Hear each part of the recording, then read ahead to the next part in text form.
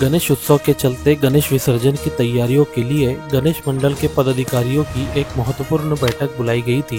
ये बैठक बुधवार को मनपा के सभागृह में आयोजित की गई थी।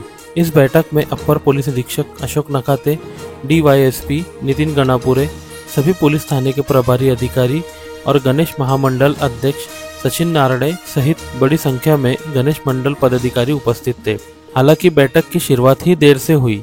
मनपा सभागृह की चाबी समय पर नहीं मिलने के कारण सभी पदाधिकारी आधे घंटे तक बाहर इंतजार करते रहे, जिससे बैठक देर से शुरू हो सकी। इस बैठक में मनपा के आयुक्त और उपायुक्त दोनों ही अनुपस्थित थे। उनकी ओर से कोई प्रतिनिधि भी मौजूद नहीं था। सिर्फ 2 कर्मचारी एक कोने में चुपचाप बैठे हुए थे। गणेश महामंडल के अध्यक्ष सचिन नारडे ने इस पर कड़ी आपत्ति जताई। उन्होंने कहा कि 2 घंटे चली इस बैठक में मनपा की ओर से सादा पानी तक नहीं पूछा गया। उन्होंने इस लापरवाही की निंदा की। बैठक के दौरान DYSP गणापुरे ने गणेश मंडल के सभी पदाधिकारियों से विसर्जन के नियमों का पालन करने की अपील की ताकि पुलिस को सहयोग मिल सके। वहीं गणेश महामंडल अध्यक्ष सचिन नारडे ने जनता और गणेश भक्तों से अनुरोध किया कि वे ज्यादा से ज्यादा संख्या में गणेश मंडलों की सजावट देखने जरूर आए। Zaki Ahmed, Khandesh time news, Jalgaon. तिन्ही बाबतीत जे आपण सोडतोय, पण सगळ्यात जास्त मंडळ गोलानी मार्केट करता येतं, तर ते कॅल्क्युलेशन करून जी स्टँडर्ड सिस्टीम राहील, कधी इकडे डबल मंडळ असते तिकडे 2 मंडळ सोडायची विनंती आहे। कधी एका लाईनीत 20 असते आणि इकडे 40 असले आणि इकडे एक थोडा तिकडे एक थोडा कसं जाते, तर ते गणित पाहून घ्या, कारण की सगळ्यात जास्त मंडळ गोलानी मार्केट या फेजमधून येतात।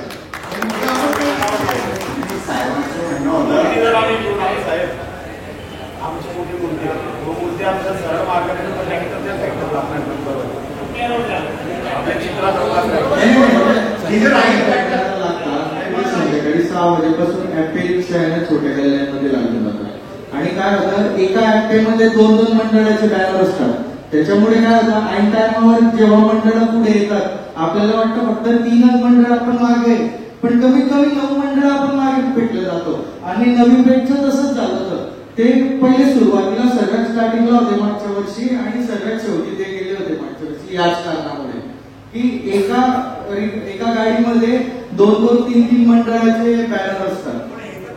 मूर्तीसह ट्रॅक्टर घेऊन यायचे, जे बेस आहे गणेश मूर्तीचा जो बेस आहे ना त्याच्यासह घेऊन या। परत तिथं वाद करण्याला काही अर्थ नाही आहे, नाहीतर तुमच्या मंडळाचा नंबर किती असेल तुम्हाला माहित आहे। सगळेजण प्रयत्न करतो, तुम्हीही प्रयत्न करता, काही प्रामाणिक मंडळ पण प्रयत्न करतात आणि तरीही 40च मंडळाचं विसर्जन आपलं आतापर्यंत झालेलं आहे। तर 2 दिवस विसर्जनाचं होत असेल का ही पण आम्ही तुम्हाला विनंती करतो। जे बाकीचे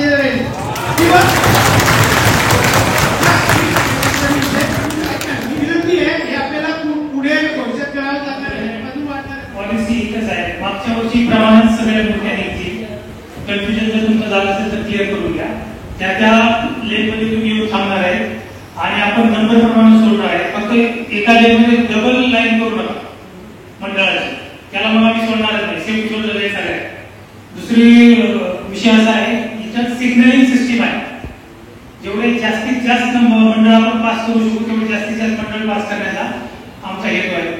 सगळ्या जळगावकरांना तुमचं म्हणणं आहे की आम्ही बाहेरून बँड हे बोलवलं असतात, तर प्रत्येक मंडळाची हीच इच्छा असते की जो पीक ओव्हर आहे 7 ते 9, 10 जे काय असेल ते त्या लेनमध्ये असावं। तुमची एकट्याची इच्छा नाही आहे, ती 68 मंडळाची तीच इच्छा आहे। सगळ्यांची इच्छा जर एकत्र आली तर काय होणार आहे, फक्त भांडण होईल, कोलिजन होईल। त्यामुळे ते होऊ न देता सिग्नलिंग सिस्टीम त्यासाठी चालू केलेली आहे। प्रत्येक मंडळाला एक स्टिप्युलेटेड किंवा विशिष्ट वेळ दिली जाईल, त्यावेळी ते आपलं प्रदर्शन त्या ठिकाणी करतील, त्यानंतर त्यांना काढून द्यायचं। मागच्या वर्षी तुम्हाला 10 तास एका जागेवर लागले, काही बहुतेक लोकांनी मंडळ व्यवस्थित सोडले। आम्ही तर आमचे प्रयत्न करतोय, पण मग मध्ये काहीतरी होतं। 10 तास मी एका ठिकाणी चला ठीक आहे, 10 मिनिटं एका मंडळाला सिग्नलिंग सिस्टम साठी दिले, 6 तासात सगळे मंडळ पास आउट झाले पहिले बरोबर। मग मी 12 तास का एका जागी होतो, भैया तुम्ही उभे होते की माझ्या मागे, तुम्ही उभे होते की माझ्या मागे, लहान लहान मुलांचं मंडळ होतं। याचं कारण शोधा, प्रॉब्लेम सॉर्ट आउट होऊन जाईल। आम्हाला यायची गरज नाही मीटिंगला। गणेश मंडळाच्या विसर्जन मिरवणुकीच्या अनुषंगाने बैठक घेण्यात आली. सर्व गणेश मंडळाचे पदाधिकारी या ठिकाणी उपस्थित होते. त्याचबरोबर माननीय ॲडिशनल SP या ठिकाणी उपस्थित होते.